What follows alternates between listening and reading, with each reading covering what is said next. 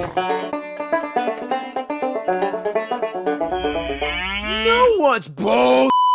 Packaging. You rip open a package and it takes all over your hands. What is this? It gets all over the place and it flies in the air. Oh God, it sticks to my clothes too. Who invented this? Who thought it would be a good idea to have a package that you can't open without having a vacuum cleaner ready? Why is this so common? In fact, film festivals hate this. Every application I've ever seen says, please do not submit films in fiber-filled envelopes, because nobody wants this garbage. So then why do we use it? Fiber-filled envelopes need to be abolished. Another thing I hate is packing peanuts. Isn't that fun? You open a box only to have it explode into a hailstorm of styrofoam. It sticks to everything. I feel like I'm being attacked. I try to be careful and not let much of it spill outside the box, but it's impossible when you have to dig in there just to get your stuff. All for that? Packing peanuts belong to the dark side. There's no good reason to use them. They're not environmentally friendly, and if you have cats or dogs, you gotta hurry and clean it up before they eat it and choke. As a human race, we really failed when it comes to mailing things. Let's use newspaper and bubble wrap. That doesn't make a mess, and you can use it over and over again. Fiber-filled envelopes and packing peanuts come from the depths of hell. Take it from a man whose face is made of bull.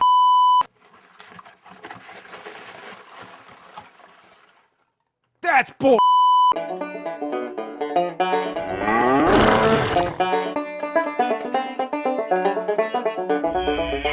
You know what's bull? Look. Just look. I don't need to say anything. Why does something this small need to have packaging this large? It's such a waste of cardboard, and it leads to more waste because oversized packaging requires oversized boxes to mail it in. I ordered this from Amazon, and when the box came, I didn't even know what it was. I thought I got drunk and ordered a big coffee table book or something. Then I opened it and saw this. You want to get technical? The jump drive is 2.5 inches long. The packaging is 13 inches by 9 inches. And if you were to use all that extra space, I estimate you could fit 45 jump drives. Now this right here is how it should be. This is proof that it can be done. This is the same company, Lexar, and I ordered both of them from Amazon. If they're from the same manufacturer and sold by the same place, why did they come in two completely different kinds of packaging? They're the same product too. The only difference is the capacity. One holds 128 gigabytes, the other holds 256.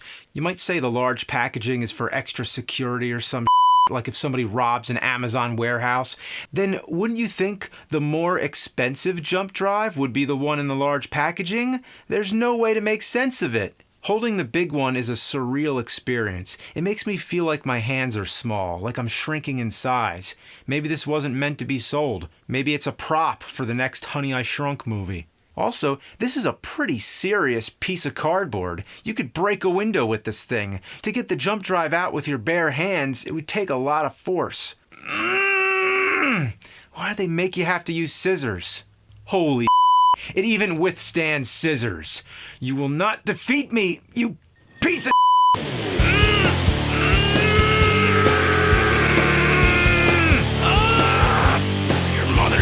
Your mother! Ah!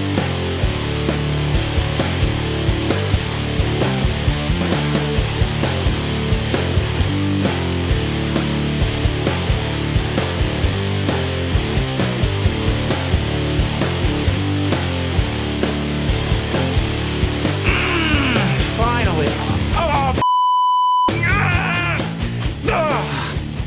Oh, jeez.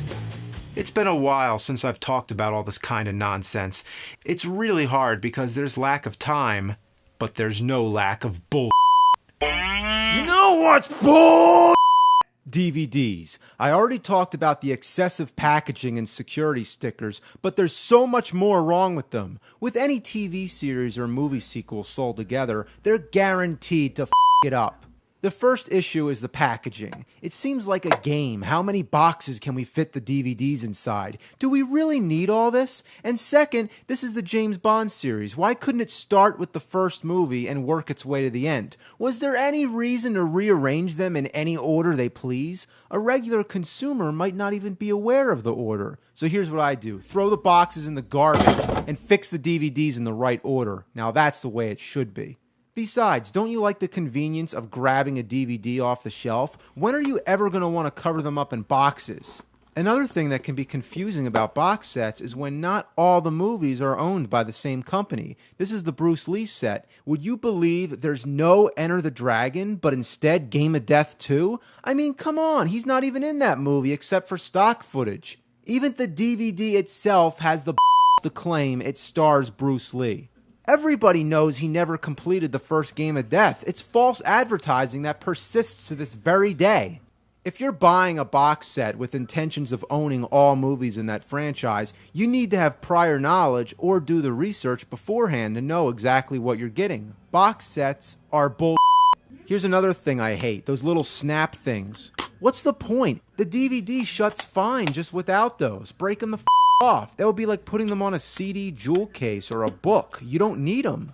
I also hate how many versions of DVDs get released. We have the rated edition, unrated edition, special edition, ultimate edition, collector's edition. Knock it the hell off! But what pisses me off the most is when there's a full screen and a widescreen edition.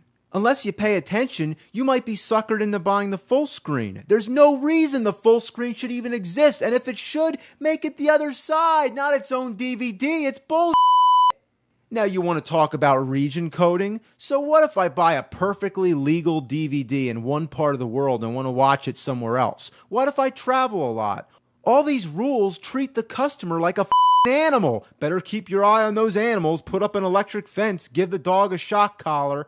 They might be bad. Have you ever looked at all the tiny logos found on a DVD? Most of it's pretty useless information. But where's the runtime? That's what I'd like to know. It's not on the disc, not on the box, not on the individual DVD case, and not in the booklet.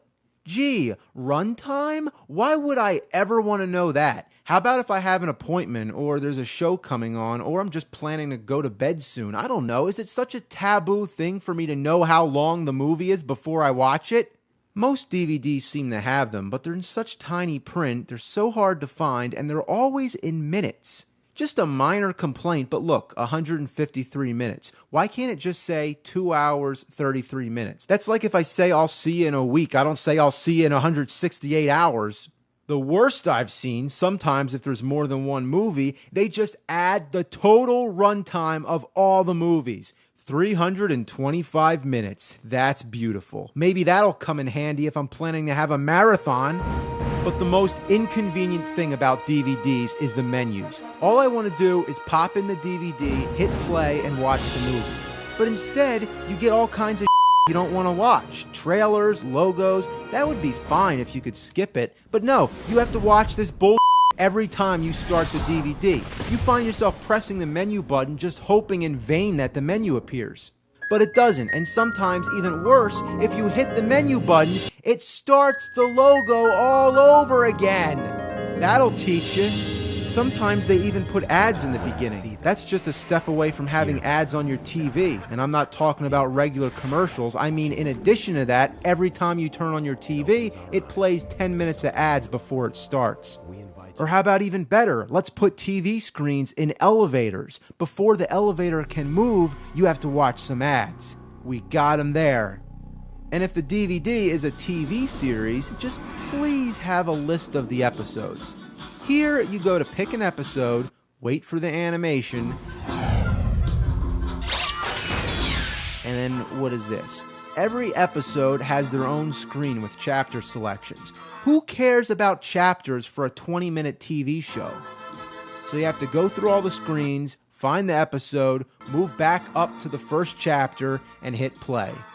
With DVDs, I don't care about any of this shit. I don't want to wait for logos and trailers. I don't even want to see clips of the movie I'm about to watch before the menu appears. Just put in the DVD, take me to the menu, that's it.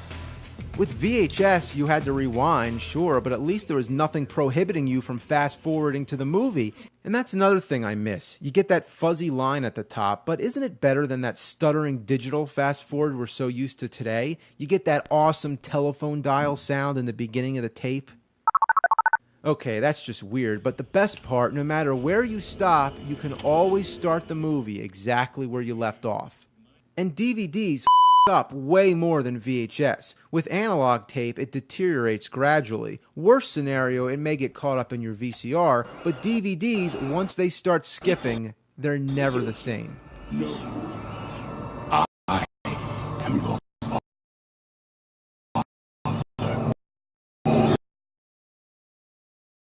It's like we're going forward in technology, but only making our lives bull. And when the bull man says that's bull, that's bull.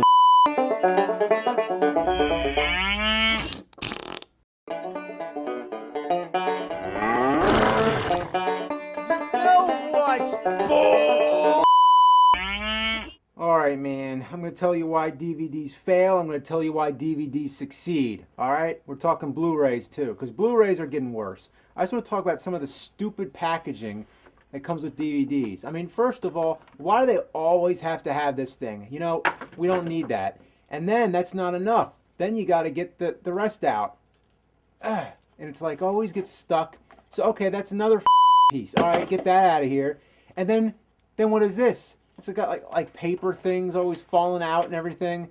So, okay, where are the DVDs? Where are the Blu-rays? Oh, here they are. Look at this. And then it still has this stupid thing you got to open up.